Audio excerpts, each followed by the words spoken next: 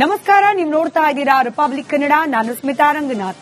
ಧರ್ಮಸ್ಥಳದ ವಿರುದ್ಧ ನಡೀತಾ ಇರುವ ವ್ಯವಸ್ಥಿತ ಷಡ್ಯಂತ್ರ, ಇದರ ಮತ್ತಷ್ಟು ಆಳದ ತನಿಖೆ ಆಗಬೇಕು ಅನ್ನೋ ಆಗ್ರಹ ರಾಜ್ಯಾದ್ಯಂತ ಕೇಳೋಕೆ ಸಿಗ್ತಾ ಇತ್ತು.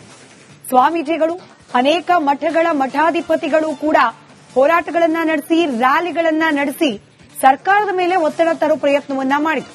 ಇದ್ರ ಮುಂದುವರೆದ ಭಾಗವಾಗಿ ರಾಷ್ಟ್ರೀಯ ಮಟ್ಟದ ತನಿಖಾ ದಳದ ಎಂಟ್ರಿ ಆಗಬೇಕು, ಧರ್ಮಸ್ಥಳ ಪ್ರಕರಣದಲ್ಲಿ ಷಡ್ಯಂತ್ರದ ಭಾಗವಾಗಿರುವ ಎಲ್ಲರ ಮುಖವಾಡ ಕಳಚಬೇಕು ಅಂತ ಆಗ್ರಹಿಸ್ತಾ ಕರ್ನಾಟಕದ ಕೆಲ ಮಠಾಧಿಪತಿಗಳು, ಸ್ವಾಮೀಜಿಗಳು ಕೇಂದ್ರ ಗೃಹ ಸಚಿವ ಅಮಿತ್ ಶಾರನ್ನ ಭೇಟಿಯಾಗಿದ್ದಾರೆ.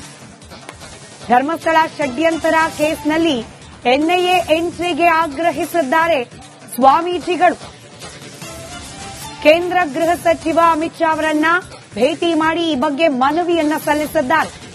ವಚನಾನಂದ ಶ್ರೀಗಳು, ವಜ್ರದೇಹಿ ಶ್ರೀಗಳ ನೇತೃತ್ವದಲ್ಲಿ ಅಮಿತ್ ಶಾ ಭೇಟಿ ಮಾಡಲಾಗಿದೆ. ಧರ್ಮಸ್ಥಳದ ವಿರುದ್ಧದ ಷಡ್ಯಂತ್ರದ ಬಗ್ಗೆ ಅಮಿತ್ ಶಾ ಅವರಿಗೆ ಮಾಹಿತಿಯನ್ನ ರವಾನೆ ಮಾಡಲಾಗಿದೆ. ಎನ್ಐಎ ತನಿಖೆಗೆ ವಹಿಸುವಂತೆ ಸ್ವಾಮಿಗಳಿಂದ ಅಮಿತ್ ಶಾ ಅವರ ಮೇಲೆ ಒತ್ತಾಯವನ್ನ ಮಾಡಲಾಗಿದೆ. ಅವಶ್ಯಕತೆ ಬಿದ್ದರೆ ಎನ್ಐಎ ತನಿಖೆ ವಹಿಸುವುದಾಗಿ ಅಮಿತ್ ಶಾ ಅವರು ಕೂಡ ಭರವಸೆ ನೀಡಿದ್ದಾರಂತೆ.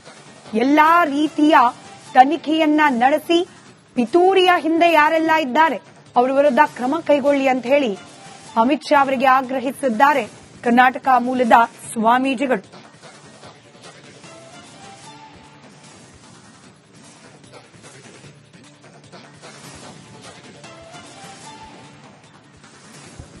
ದೃಶ್ಯದಲ್ಲಿ ಗಮನಿಸ್ತಾ ಇದ್ದೀರಿ, ವಚನಾನಂದ ಶ್ರೀಗಳು ಹಾಗೆ ವಜ್ರದೇಹಿ ಶ್ರೀಗಳ ನೇತೃತ್ವದಲ್ಲಿ ಮಠಾಧಿಪತಿಗಳು ಹಾಗೆ ಸ್ವಾಮೀಜಿಗಳ ನಿಯೋಗ ಕೇಂದ್ರ ಗೃಹ ಸಚಿವ ಅಮಿತ್ ಶಾರನ್ನ ಭೇಟಿಯಾಗಿದ್ದಾರೆ. ಹಾಗೆ ಒಂದಷ್ಟು ದಾಖಲೆಗಳನ್ನ ತೋರಿಸಿ, ಒಂದಷ್ಟು ವಿಚಾರಗಳನ್ನ ಪ್ರಸ್ತಾಪಿಸಿ, ಯಾಕೆ ರಾಷ್ಟ್ರೀಯ ಮಟ್ಟದ ತನಿಖಾ ಸಂಸ್ಥೆಯ ಎಂಟ್ರಿ ಆಗುವುದು ಅವಶ್ಯಕತೆ ಇದೆ ಅನ್ನೋದನ್ನ ಕೇಂದ್ರ ಗೃಹ ಸಚಿವರಿಗೆ ಮನವರಿಕೆ ಮಾಡಿಕೊಡೋ ಪ್ರಯತ್ನವನ್ನ ಮಾಡಿದ್ದಾರೆ.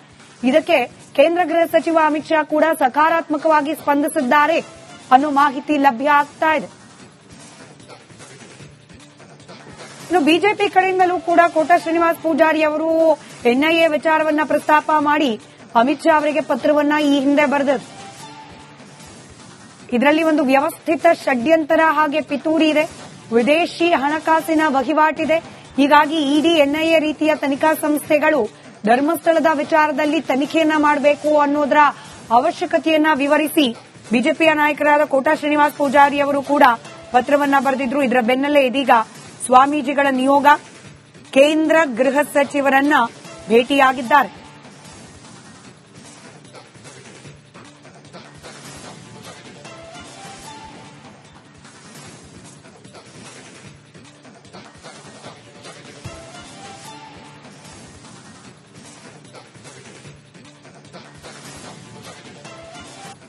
ನಮಸ್ಕಾರ, ನೀವು ನೋಡ್ತಾ ಇದ್ದೀರಾ ರಿಪಬ್ಲಿಕ್ ಕನ್ನಡ. ನಾನು ಸ್ಮಿತಾ ರಂಗನಾಥ್. ಧರ್ಮಸ್ಥಳದ ವಿರುದ್ಧ ನಡೀತಾ ಇರುವ ವ್ಯವಸ್ಥಿತ ಷಡ್ಯಂತ್ರ, ಇದರ ಮತ್ತಷ್ಟು ಆಳದ ತನಿಖೆ ಆಗಬೇಕು ಅನ್ನೋ ಆಗ್ರಹ ರಾಜ್ಯಾದ್ಯಂತ ಕೇಳೋಕೆ ಸಿಗ್ತಾ ಇತ್ತು. ಸ್ವಾಮೀಜಿಗಳು, ಅನೇಕ ಮಠಗಳ ಮಠಾಧಿಪತಿಗಳು ಕೂಡ ಹೋರಾಟಗಳನ್ನ ನಡೆಸಿ, ರ್ಯಾಲಿಗಳನ್ನ ನಡೆಸಿ ಸರ್ಕಾರದ ಮೇಲೆ ಒತ್ತಡ ತರೋ ಪ್ರಯತ್ನವನ್ನ ಮಾಡಿದ್ರು. ಇದ್ರ ಮುಂದುವರೆದ ಭಾಗವಾಗಿ ರಾಷ್ಟ್ರೀಯ ಮಟ್ಟದ ತನಿಖಾ ದಳದ ಎಂಟ್ರಿ ಆಗಬೇಕು, ಧರ್ಮಸ್ಥಳ ಪ್ರಕರಣದಲ್ಲಿ ಷಡ್ಯಂತ್ರದ ಭಾಗವಾಗಿರುವ ಎಲ್ಲರ ಮುಖವಾಡ ಕಳಚಬೇಕು ಅಂತ ಆಗ್ರಹಿಸ್ತಾ ಕರ್ನಾಟಕದ ಕೆಲ ಮಠಾಧಿಪತಿಗಳು, ಸ್ವಾಮೀಜಿಗಳು ಕೇಂದ್ರ ಗೃಹ ಸಚಿವ ಅಮಿತ್ ಶಾರನ್ನ ಭೇಟಿಯಾಗಿದ್ದಾರೆ. ಧರ್ಮಸ್ಥಳ ಷಡ್ಯಂತರ ಕೇಸ್ನಲ್ಲಿ ಎನ್ಐಎ ಎಂಟ್ರಿಗೆ ಆಗ್ರಹಿಸಿದ್ದಾರೆ ಸ್ವಾಮೀಜಿಗಳು. ಕೇಂದ್ರ ಗೃಹ ಸಚಿವ ಅಮಿತ್ ಶಾ ಅವರನ್ನ ಭೇಟಿ ಮಾಡಿ ಈ ಬಗ್ಗೆ ಮನವಿಯನ್ನ ಸಲ್ಲಿಸಿದ್ದಾರೆ. ವಚನಾನಂದ ಶ್ರೀಗಳು, ವಜ್ರದೇಹಿ ಶ್ರೀಗಳ ನೇತೃತ್ವದಲ್ಲಿ ಅಮಿತ್ ಶಾ ಭೇಟಿ ಮಾಡಲಾಗಿದೆ. ಧರ್ಮಸ್ಥಳದ ವಿರುದ್ಧದ ಷಡ್ಯಂತ್ರದ ಬಗ್ಗೆ ಅಮಿತ್ ಶಾ ಅವರಿಗೆ ಮಾಹಿತಿಯನ್ನ ರವಾನೆ ಮಾಡಲಾಗಿದೆ. ಎನ್ಐಎ ತನಿಖೆಗೆ ವಹಿಸುವಂತೆ ಸ್ವಾಮಿಗಳಿಂದ ಅಮಿತ್ ಶಾ ಅವರ ಮೇಲೆ ಒತ್ತಾಯವನ್ನ ಮಾಡಲಾಗಿದೆ. ಅವಶ್ಯಕತೆ ಬಿದ್ದರೆ ಎನ್ಐಎ ತನಿಖೆ ವಹಿಸುವುದಾಗಿ ಅಮಿತ್ ಶಾ ಅವರು ಕೂಡ ಭರವಸೆ ನೀಡಿದ್ದಾರಂತೆ. ಎಲ್ಲಾ ರೀತಿಯ ತನಿಖೆಯನ್ನ ನಡೆಸಿ ಪಿತೂರಿಯ ಹಿಂದೆ ಯಾರೆಲ್ಲ ಇದ್ದಾರೆ ಅವರ ವಿರುದ್ಧ ಕ್ರಮ ಕೈಗೊಳ್ಳಿ ಅಂತ ಹೇಳಿ ಅಮಿತ್ ಶಾ ಅವರಿಗೆ ಆಗ್ರಹಿಸಿದ್ದಾರೆ ಕರ್ನಾಟಕ ಮೂಲದ ಸ್ವಾಮೀಜಿಗಳು.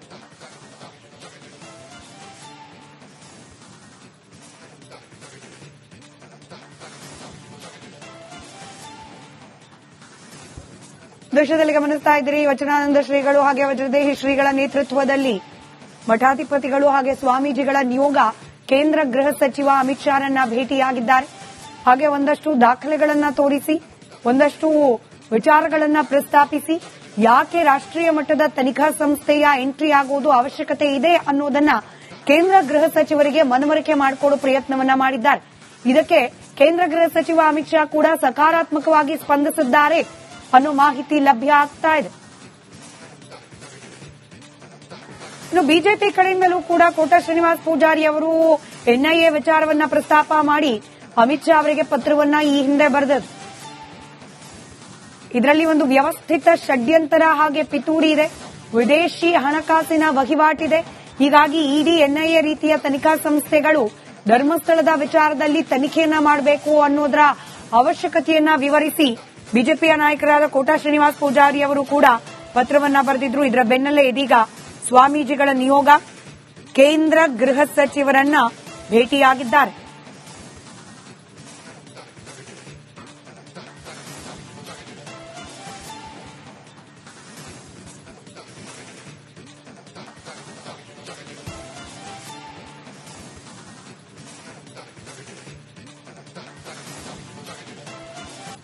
ನಮಸ್ಕಾರ, ನೀವು ನೋಡ್ತಾ ಇದ್ದೀರಾ ರಿಪಬ್ಲಿಕ್ ಕನ್ನಡ. ನಾನು ಸ್ಮಿತಾ ರಂಗನಾಥ್. ಧರ್ಮಸ್ಥಳದ ವಿರುದ್ಧ ನಡೀತಾ ಇರುವ ವ್ಯವಸ್ಥಿತ ಷಡ್ಯಂತ್ರ, ಇದರ ಮತ್ತಷ್ಟು ಆಳದ ತನಿಖೆ ಆಗಬೇಕು ಅನ್ನೋ ಆಗ್ರಹ ರಾಜ್ಯಾದ್ಯಂತ ಕೇಳೋಕೆ ಸಿಗ್ತಾ ಇತ್ತು. ಸ್ವಾಮೀಜಿಗಳು, ಅನೇಕ ಮಠಗಳ ಮಠಾಧಿಪತಿಗಳು ಕೂಡ ಹೋರಾಟಗಳನ್ನ ನಡೆಸಿ, ರ್ಯಾಲಿಗಳನ್ನ ನಡೆಸಿ ಸರ್ಕಾರದ ಮೇಲೆ ಒತ್ತಡ ತರೋ ಪ್ರಯತ್ನವನ್ನ ಮಾಡಿದ್ರು. ಇದ್ರ ಮುಂದುವರೆದ ಭಾಗವಾಗಿ ರಾಷ್ಟ್ರೀಯ ಮಟ್ಟದ ತನಿಖಾ ದಳದ ಎಂಟ್ರಿ ಆಗಬೇಕು, ಧರ್ಮಸ್ಥಳ ಪ್ರಕರಣದಲ್ಲಿ ಷಡ್ಯಂತ್ರದ ಭಾಗವಾಗಿರುವ ಎಲ್ಲರ ಮುಖವಾಡ ಕಳಚಬೇಕು ಅಂತ ಆಗ್ರಹಿಸ್ತಾ ಕರ್ನಾಟಕದ ಕೆಲ ಮಠಾಧಿಪತಿಗಳು, ಸ್ವಾಮೀಜಿಗಳು ಕೇಂದ್ರ ಗೃಹ ಸಚಿವ ಅಮಿತ್ ಶಾರನ್ನ ಭೇಟಿಯಾಗಿದ್ದಾರೆ. ಧರ್ಮಸ್ಥಳ ಷಡ್ಯಂತರ ಕೇಸ್ನಲ್ಲಿ ಎನ್ಐಎ ಎಂಟ್ರಿಗೆ ಆಗ್ರಹಿಸಿದ್ದಾರೆ ಸ್ವಾಮೀಜಿಗಳು. ಕೇಂದ್ರ ಗೃಹ ಸಚಿವ ಅಮಿತ್ ಶಾ ಅವರನ್ನ ಭೇಟಿ ಮಾಡಿ ಈ ಬಗ್ಗೆ ಮನವಿಯನ್ನ ಸಲ್ಲಿಸಿದ್ದಾರೆ. ವಚನಾನಂದ ಶ್ರೀಗಳು, ವಜ್ರದೇಹಿ ಶ್ರೀಗಳ ನೇತೃತ್ವದಲ್ಲಿ ಅಮಿತ್ ಶಾ ಭೇಟಿ ಮಾಡಲಾಗಿದೆ. ಧರ್ಮಸ್ಥಳದ ವಿರುದ್ಧದ ಷಡ್ಯಂತ್ರದ ಬಗ್ಗೆ ಅಮಿತ್ ಶಾ ಅವರಿಗೆ ಮಾಹಿತಿಯನ್ನ ರವಾನೆ ಮಾಡಲಾಗಿದೆ. ಎನ್ಐಎ ತನಿಖೆಗೆ ವಹಿಸುವಂತೆ ಸ್ವಾಮಿಗಳಿಂದ ಅಮಿತ್ ಶಾ ಅವರ ಮೇಲೆ ಒತ್ತಾಯವನ್ನ ಮಾಡಲಾಗಿದೆ. ಅವಶ್ಯಕತೆ ಬಿದ್ದರೆ ಎನ್ಐಎ ತನಿಖೆ ವಹಿಸೋದಾಗಿ ಅಮಿತ್ ಶಾ ಅವರು ಕೂಡ ಭರವಸೆ ನೀಡಿದ್ದಾರಂತೆ. ಎಲ್ಲಾ ರೀತಿಯ ತನಿಖೆಯನ್ನ ನಡೆಸಿ ಪಿತೂರಿಯ ಹಿಂದೆ ಯಾರೆಲ್ಲ ಇದ್ದಾರೆ ಅವರ ವಿರುದ್ಧ ಕ್ರಮ ಕೈಗೊಳ್ಳಿ ಅಂತ ಹೇಳಿ ಅಮಿತ್ ಶಾ ಅವರಿಗೆ ಆಗ್ರಹಿಸಿದ್ದಾರೆ ಕರ್ನಾಟಕ ಮೂಲದ ಸ್ವಾಮೀಜಿಗಳು.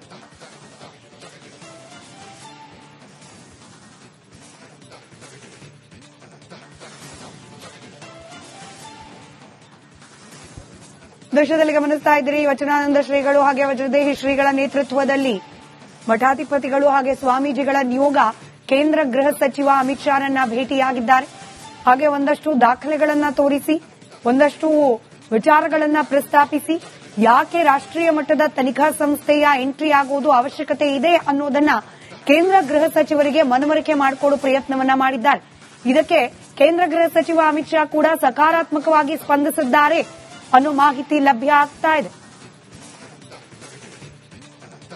ಇನ್ನು ಬಿಜೆಪಿ ಕಡೆಯಿಂದಲೂ ಕೂಡ ಕೋಟ ಶ್ರೀನಿವಾಸ್ ಪೂಜಾರಿ ಅವರು ಎನ್ಐಎ ವಿಚಾರವನ್ನ ಪ್ರಸ್ತಾಪ ಮಾಡಿ ಅಮಿತ್ ಶಾ ಅವರಿಗೆ ಪತ್ರವನ್ನ ಈ ಹಿಂದೆ ಬರೆದರು. ಇದರಲ್ಲಿ ಒಂದು ವ್ಯವಸ್ಥಿತ ಷಡ್ಯಂತರ ಹಾಗೆ ಪಿತೂರಿ ಇದೆ, ವಿದೇಶಿ ಹಣಕಾಸಿನ ವಹಿವಾಟಿದೆ.